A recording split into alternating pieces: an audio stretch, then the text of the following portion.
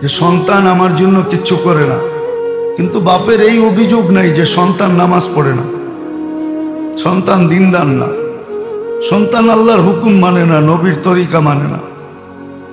এটা নিয়ে বাপের কোনো অভিযোগ নেই। বাপের অভিযোগ হইল সন্তান আমাকে দেখে না, দুনিয়ার হিসাবে দেখে না। আর দেখবে কি করে? আপনি তো দিন শিখানি নেন। দিন যদি শিখাইতেন, সন্তান যদি দিনদার হইতো, দিন শিখাইতাম, তাহলে ও তো মা বাবাকে মাথায় রাখতো, বৃদ্ধাশ্রমে রেখে আসতো না। ও নিজের কাম পরে করতো, আগে মা বাবার সেবা করত, 24 ঘন্টা মা বাবার খেয়াল করত। আমি তো দিন শিখাইনি, শিখাইছি দুনিয়া। ও দেখছে মা বাবার খেয়াল রাখলে অনেক খরচ করতে হয়, বিধায় আমার বান্ডেল কমতে থাকে, বিধায় আমি কেন মা বাবাকে দেখব?